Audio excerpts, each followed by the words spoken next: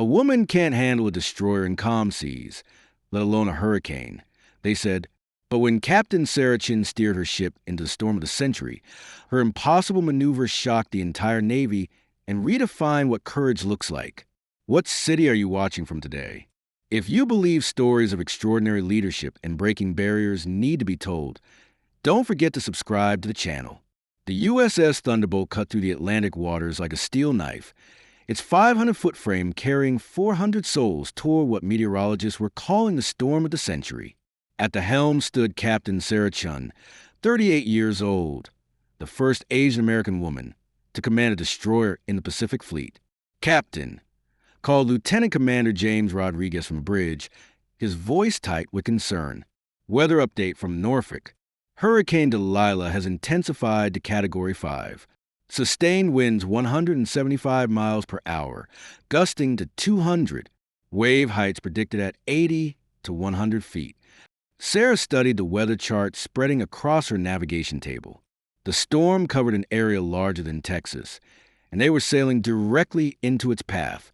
Behind them, 3 other destroyers had already turned back to port after their male captains deemed the mission too dangerous. Recommended course of action? She asked her executive officer. Commander Patricia Walsh, her second-in-command and closest friend, spoke quietly. Sarah, even Admiral Harrison turned the Roosevelt around 2 hours ago. No one would question your decision to retreat. But Sarah's jaw was set with determination. What about the merchant vessel? The bridge fell silent. Everyone knew about the civilian cargo ship Prosperity, disabled and drifting directly into the hurricane's path with 47 crew members aboard. All rescue attempts had failed due to the deteriorating conditions. "Ma'am," said Rodriguez, "with all due respect, attempting a rescue in these conditions would be suicide. We'd be risking 400 lives to save 47. Sarah turned to face her crew. In their eyes, she saw the same doubt she'd encountered throughout her 15-year naval career. The same skepticism that followed her from the Naval Academy, where instructors whispered she was only there to fill quotas. The same uncertainty that shadowed her first command, where senior officers openly questioned whether a woman could handle the pressures of naval combat. "Mr. Rodriguez," she said calmly, "plot a course to intercept the Prosperity. Full speed ahead." "Captain, I must protest. Your protest is noted and overruled. We have 47 civilians who will die if we don't act. That's not acceptable." The storm hit them 6 hours later with the force of nature unleashed. Waves crashed over the destroyer's bow like liquid mountains, each impact shaking the 8,000-ton vessel as if it were a toy boat in a bathtub. Hurricane Delilah had intensified beyond all predictions, becoming the first Category 6 hurricane in recorded history. In the Combat Information Center, radar screens flickered as electronic systems struggled against the electromagnetic interference from the storm. Sarah stood braced against the plotting table, her uniform soaked from spray that penetrated even the sealed bridge. "Contact!" shouted Seaman Martinez over the howling wind. "Bearing 045, range 12,000 yards. It's the Prosperity." Through the rain-lashed windows, they could barely make out the silhouette of the merchant vessel. The cargo ship was listing heavily to starboard, taking on water, its emergency flares barely visible through the chaos. "Captain," Commander Walsh grabbed Sarah's arm, her voice desperate. "The sea state is beyond our operational limits. Waves are measuring 120 feet. No destroyer has ever attempted a rescue in conditions like this." Sarah studied the tactical display, her mind calculating angles, distances, timing. The Prosperity was trapped between 2 massive wave trains, caught in a pattern that would crush any vessel attempting a direct approach. "Ma'am," called Chief Petty Officer Thompson from the engineering station, "we're taking structural stress beyond design limits. If we get any closer to those wave formations, the hull could crack." That's when Sarah saw it. For just a moment, the storm's fury created a gap in the wave pattern, a narrow corridor of slightly calmer water that appeared and disappeared like a mirage. It would last maybe 90 seconds, maybe less. "All hands, this is the captain," she announced over the ship's intercom. "In approximately 3 minutes, I'm going to attempt a maneuver that's never been tried before. We're going to use the storm's own power to position ourselves for rescue operations. The bridge crew stared at her in disbelief. Captain, Rodriguez's voice cracked. What maneuver? Sarah's eyes never left the storm patterns ahead. I'm going to surf a 100-foot wave. The maneuver Sarah envisioned existed only in theoretical naval textbooks, classified as impossible under real-world conditions. It required riding the face of a massive wave while maintaining enough speed to avoid being crushed by the water behind, then using the wave's own momentum to position the ship in the brief calm zone that followed. No captain had ever attempted it. No destroyer had ever survived it. The physics alone suggested it was suicide. Sarah, you can't be serious, Commander Walsh whispered. I'm dead serious. Chief Thompson, I need maximum power to the engines. Rodriguez, plot our approach vector to intercept that wave train at exactly the right angle. Walsh, coordinate with the rescue teams. They'll have maybe 60 seconds to get those people off the Prosperity. Ma'am, called a helmsman, Petty Officer First Class Jackson, his knuckles white on the wheel, requesting confirmation of orders. You want me to steer directly into a 100-foot wave. Sarah placed her hand on his shoulder. Jackson, I know this sounds insane, but I've studied wave mechanics for 15 years. There's a sweet spot on the face of that wave where we can ride it like a surfboard. Trust me. Around the bridge, her crew exchanged glances. These were experienced sailors who had served under male captains their entire careers. None of them had ever heard a commanding officer propose something so audacious, so seemingly impossible. But as they looked at Captain Chen, steady, focused, calculating every variable with the precision of a computer, something shifted in their expressions. This wasn't reckless bravado. This was the kind of innovation that comes from someone who's had to prove herself every single day of her career. All hands, brace for impact, Sarah announced. This is going to be the ride of your lives. The wave that approached them rose from the dark Atlantic like a living wall of water, its face nearly vertical, its crest already beginning to curl with devastating power. Most captains would have turned away, seeking to ride over such a monster or avoid it entirely. Sarah steered directly toward it. Captain, Rodriguez shouted over the wind. We're going to be crushed. Not if we hit it at exactly the right speed and angle. Engineering, give me flank speed. The USS Thunderbolt accelerated toward the massive wave, its engine screaming at maximum power. At the last possible moment, Sarah barked.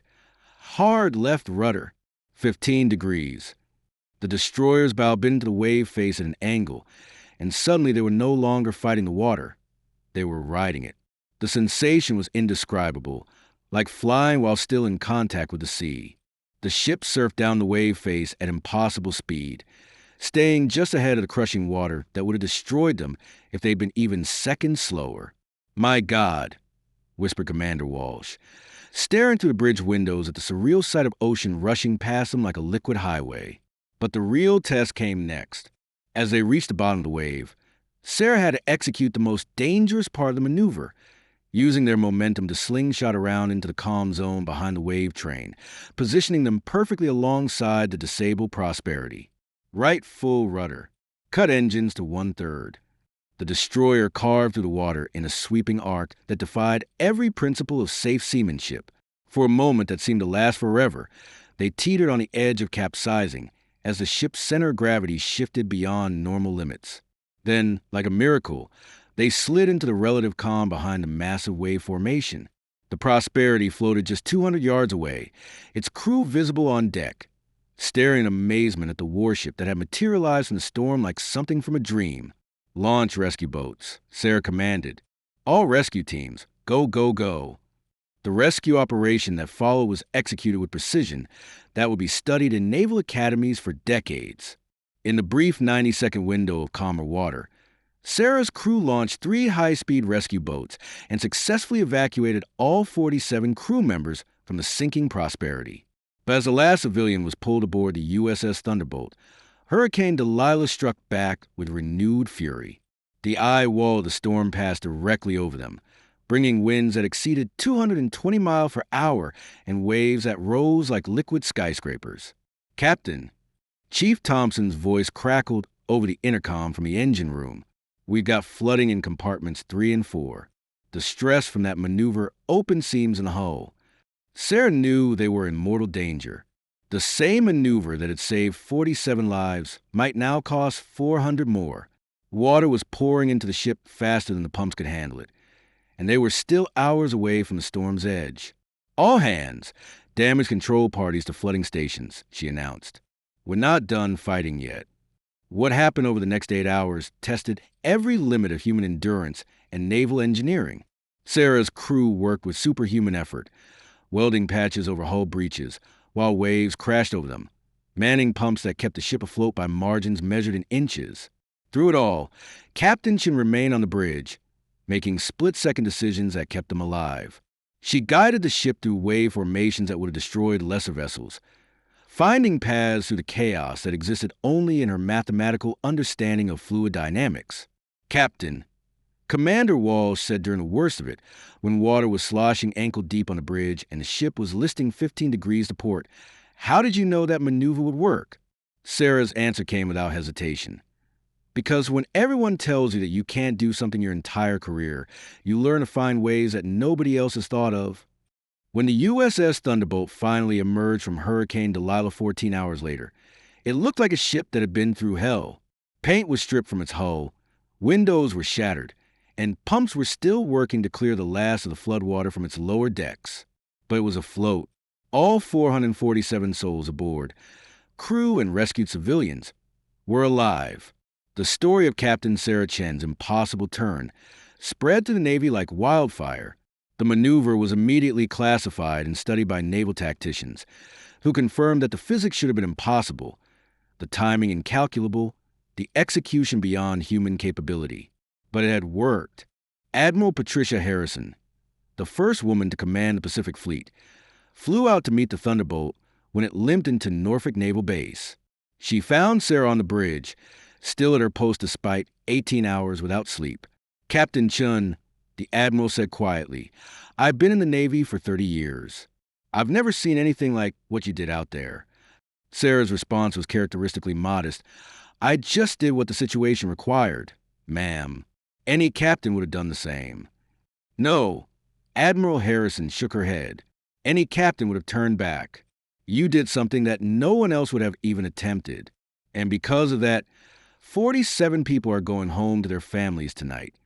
The rescued crew of the Prosperity had requested permission to thank their rescuers personally when they lined up on the pier to meet the crew of the USS Thunderbolt. Many were openly weeping. Captain Marcus Webb of the Prosperity approached Sarah with hands that still shook from the ordeal. "Ma'am, I've been sailing for 25 years. What you did, that wasn't seamanship. That was a miracle. It was teamwork, Captain Webb. I had 400 of the finest sailors in the world backing me up." But as news of the rescue spread beyond naval circles, a different story emerged. The media focused not just on the impossible maneuver, but on the fact that it had been performed by the Navy's first Asian-American female destroyer captain, the same officer who had faced skepticism and discrimination throughout her career.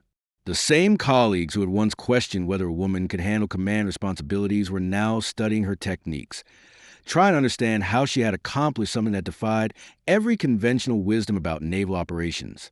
6 months later, Captain Sarah Chen stood before a packed auditorium at the Naval War College, delivering a lecture on advanced storm weather navigation. The room was filled with senior officers, admirals, captains, commanders, all eager to learn from the woman who had redefined what was possible at sea. "The most important lesson from Hurricane Delilah," she told the audience, "wasn't about wave mechanics or ship handling.